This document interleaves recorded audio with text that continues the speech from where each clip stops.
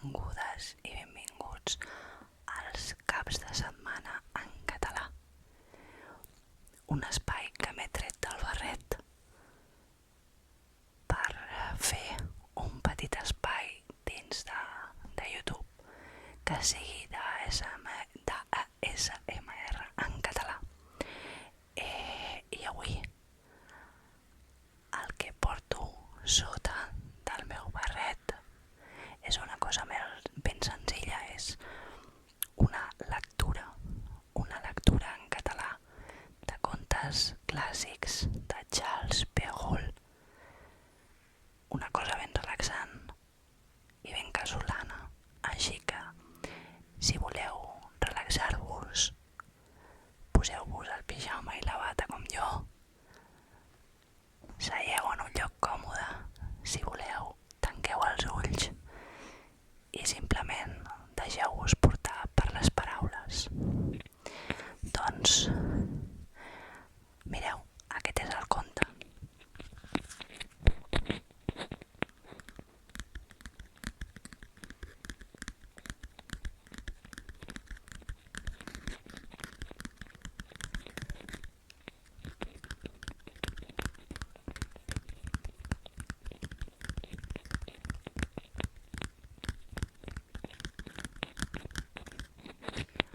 Us llegiré el que posa aquí a la contraportada sobre Charles Perrault.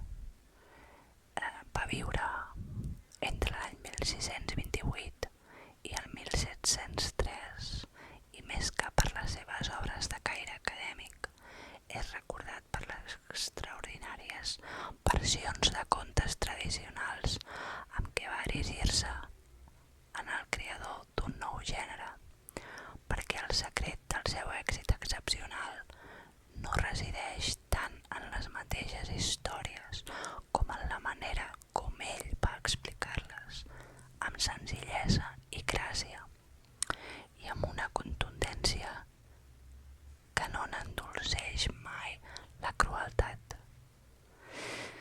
Doncs bé, anem a veure aquesta crueltat que tenen els contes de Perrault. Començarem llegint La caputxeta vermella. I diu així: una vegada era una nena de poble, la més maca que hauríeu sabut veure. La seva mare estava boja per ella i la seva àvia més boja encara. Aquesta dona gran li va fer una caputxeta vermella que li quedava tan bé que a tot arreu li deien la caputxeta vermella. Un dia, després d'haver preparat uns pastissets, la mare li va dir: vés a veure com es troba la teva àvia, perquè m'han dit que està malalta. Porta-li un pastisset i aquest potet de mantega. La caputxeta se'n va anar de seguida cap a casa de l'àvia, que vivia en un altre poble. I mentre creuava un bosc es va trobar amb el llop, que va tenir moltes ganes de menjar-se-la, però no va gosar, a causa d'uns llenyataires que hi havia al bosc. Li va preguntar on anava. La pobra criatura, que no sabia que aturar-se a escoltar un llop és perillós, li va dir: vaig a veure la meva àvia i a portar-li un pastisset i un potet de mantega que li envia la mare. Viu gaire lluny, li va dir el llop. Oh sí, li va dir la caputxeta vermella. És més enllà del molí que es veu allà, lluny, a la primera casa del poble. Doncs jo també l'aniré a veure, li va dir el llop. Agafaré aquest camí i tu aquest altre. Vejam qui arriba abans. El llop es va posar a córrer amb totes les seves forces pel camí més curt i la nena se'n va anar pel camí més llarg i es va entretenir collint avellanes, perseguint unes papallones, fent rams amb unes floretes que trobava. El llop no va trigar gaire en arribar a casa de l'àvia i va trucar a la porta. Toc, toc. Qui hi ha?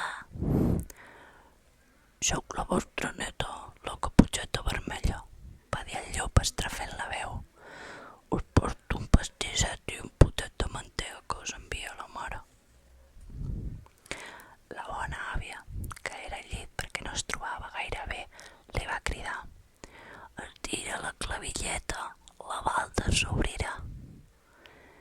El llop va estirar la clavilleta i la porta es va obrir i es va llançar sobre la bona dona i la va devorar en un tres i no res. Feia més de 3 dies que no havia menjat. Després va tancar la porta i es va ficar dins del llit de l'àvia per esperar la Caputxeta Vermella, que una mica més tard va picar a la porta. Toc, toc. «Qui hi ha?» D'entrada, quan va sentir la veu greu del llop, la Caputxeta va tenir por, però pensant que l'àvia estava encostipada va contestar: «Soc la vostra neta, la Caputxeta Vermella, i us porto un pastisset i un potet de mantega que us envia la mare». Endolcint una mica la veu, el llop va cridar-li: «Estira la clavilleta, la balda s'obrirà». La Caputxeta Vermella va estirar la clavilleta i la porta es va obrir. En veure-la entrar, mentre s'amagava al llit sota la manta, el llop li va dir: «Deixa el pastisset i el potet de mantega sobre la pastera i vine a estirar-te amb mi». La Caputxeta Vermella es va desvestir i va anar a ficar-se al llit, on es va sorprendre molt de veure com era l'àvia sota la camisa de dormir, i li va dir: «Àvia, quins braços més llargs teniu». «Són per abraçar-te millor, neta meva». «Àvia, quines cames més llargues teniu». «Són per córrer millor, criatura meva». «Àvia, i quines orelles més llargues teniu». «Són per sentir-hi millor, criatura meva». «Àvia, i quins ulls més grans teniu». «Són per veure-hi millor, criatura meva». «Àvia, i quines dents més llargues teniu». «Són per menjar-te». I mentre deia aquestes paraules, aquell llop dolent es va menjar la Caputxeta Vermella tot d'una. Vet aquí un gat i vet aquí un gos, que aquest conte ja s'ha fos. Doncs bé, aquí és el primer conte. I el segon conte d'aquesta nit relaxant és Barba Blava.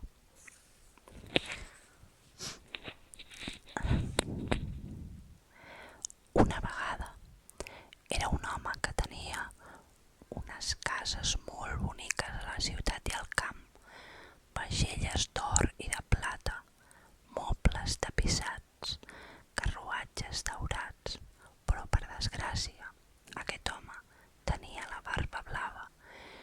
Això el feia tan lleig i terrible que no hi havia cap dona que no fugís davant d'ell. Una de les seves veïnes, una dona de categoria, tenia 2 filles igual de boniques. Ell va demanar-n'hi una en matrimoni i va deixar que ella triés quina li donaria. Cap de les dues no volia i es passaven el compromís l'una a l'altra perquè no es decidien a casar-se amb un home que tenia la barba blava. El que els feia més angúnia era que ell ja s'havia casat amb altres dones i aquestes dones no se sabia què els havia passat.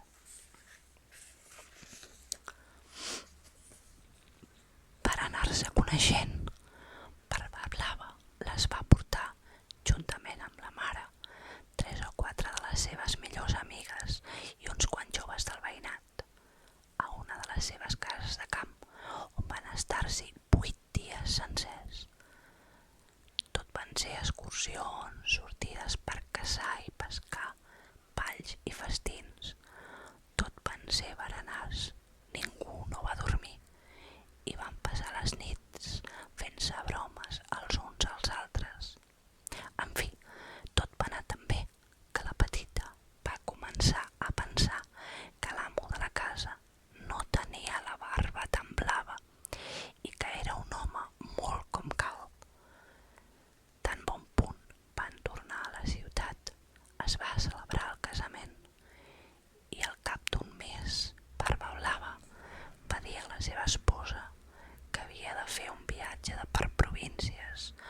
6 setmanes com a mínim, a causa d'un afer important, que li pregava que s'ho passés també durant la seva absència i que convidés a les amigues, que les portés al camp si li venia de gust i que mengés força. Aquí teniu les claus de 2 guardamobles grans. Aquestes són les de la vaixella d'or i plata que no es fa servir cada dia. I aquestes són les caixes fortes on guardo l'or i la plata, les capsetes on teso les joies, i aquesta és la clau mestra de totes les habitacions. Pel que fa a aquesta clau d'aquí, és la clau del despatx que hi ha al final de la gran galeria del soterrani.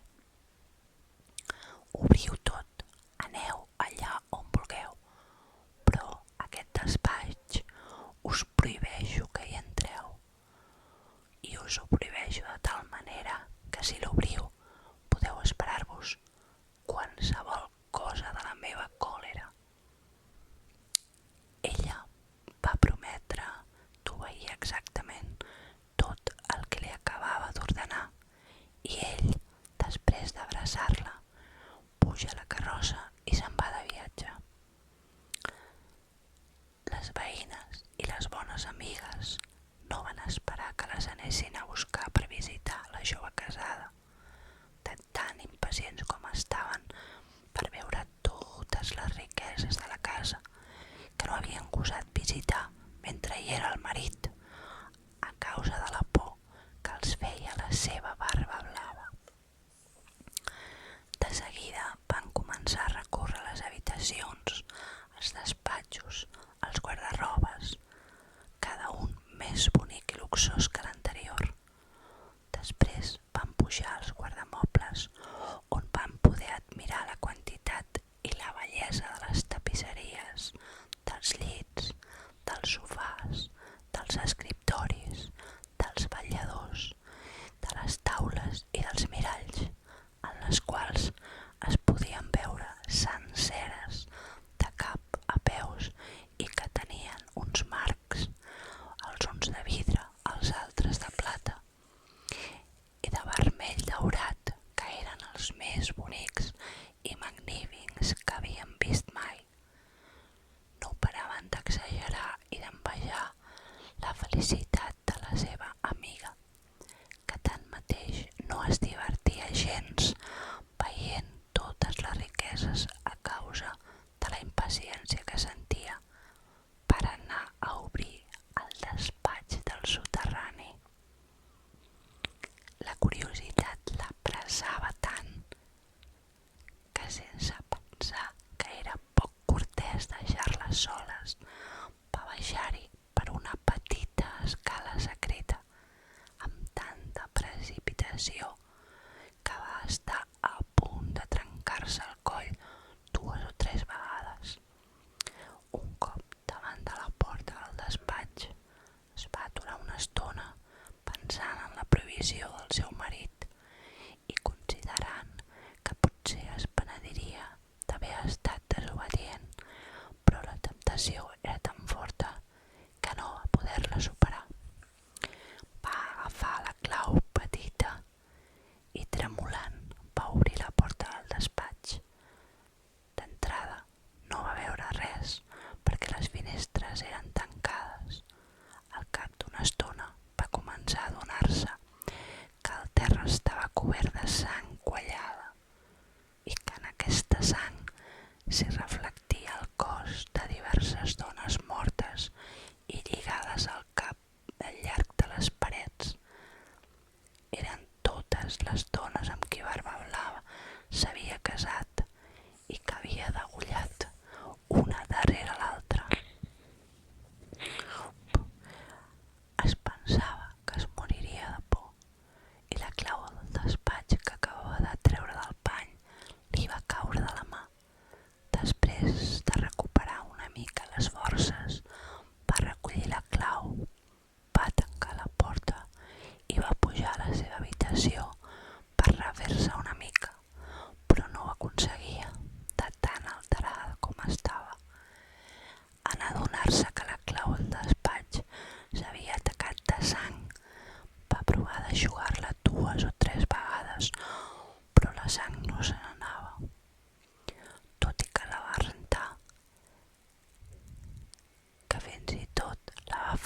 sorra i gres. Continuava havent-hi sang perquè la clau estava embruixada i no hi havia manera de netejar-la del tot. Quan treia la sang d'una banda, tornava a aparèixer en una altra.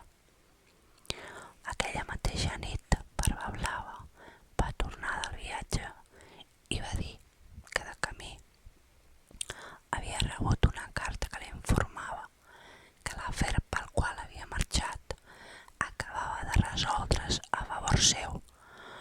La dona va fer tots els possibles per demostrar-li que estava contenta que hagués tornat tan aviat. L'endemà, ell va demanar-li les claus i ella les hi va donar, però amb una mà tan tremolosa que a ell no li va costar endevinar-ho tot el que havia passat. Com és, va dir ell, que la clau del despatx no és amb les altres? Me l'ha d'haver descuidat a dalt, va dir ella, a la meva taula. Feu el favor de portar-me-la ara mateix, va dir el Barbablava. Al cap d'uns quants intents de retardar-ho, va haver de portar-li la clau. Barbablava, quan va haver-la observat, va dir a la seva dona: «Per què hi ha sang damunt d'aquesta clau?» «No ho sé pas», va contestar la pobra dona, més pàl·lida que la mort. «No ho sabeu?», va dir Barbablava. «Doncs jo sí que ho sé. Heu volgut entrar al despatx? Doncs molt bé, senyora, hi entrareu i ocupareu el vostre lloc al costat de les dames que hi heu vist». Ella es va llançar als peus del marit plorant i demanant-li perdó amb tots els senyals d'un penediment autèntic, però per no haver estat obedient, vella i afligida com estava, hauria pogut entendrir una roca, però Barbablava tenia el cor més dur que una roca. «Heu de morir, senyora», li va dir, «i de seguida». «Si he de morir», va contestar mirant-lo amb els ulls plens de llàgrimes, «concediu-me una mica de temps per resar a Déu». «Us concedeixo un quart», va dir Barbablava, «ni un segon més». Quan es va quedar sola, va cridar a la seva germana i li va dir: «Germana Anna, puja, t'ho prego, dalt de la torre per veure si arriben els meus germans. M'han promès que vindrien a veure'm avui i si els veus, feu-los senyals perquè s'afanyin». La germana Anna va pujar dalt de la torre i de tant en tant la pobra afligida li cridava: «Anna, que veus venir algú?» I la germana Anna li contestava: «Només veig el sol que llambreja i l'herba que verdeja». Mentrestant, Barbablava, amb un gran ganivet a la mà, cridava a la seva dona: «Puja de seguida o pujaré jo». «Un moment, si us plau», contestava la dona, i de seguida cridava en veu baixa: «Anna, germana meva, que veus algú?» I la germana Anna contestava: «Només veig el sol que llambreja i l'herba que verdeja». «Baixa de seguida», cridava Barbablava, «o pujaré jo». «Ja vinc», contestava la dona, i acte seguit cridava: «Anna, germana meva, que veus venir algú?» «Veig una gran polseguera», va contestar la germana Anna, «que s'acosta cap aquí, que són els meus germans». «Per desgràcia no, germana meva, és un ramat d'ovelles». «Vols baixar d'una vegada?», cridava Barbablava. «Un moment de res», contestava la dona i cridava: «Anna, que veus venir algú?» «Veig dos cavallers que s'acosten cap aquí», va contestar, «però encara són molt lluny». «Gràcies a Déu», va exclamar al cap d'un moment, «són els meus germans i faig tots els senyals que puc perquè s'afanyin». Barbablava va començar a cridar tan fort que tota la casa va tremolar. La pobra dona va baixar i se li va llançar als peus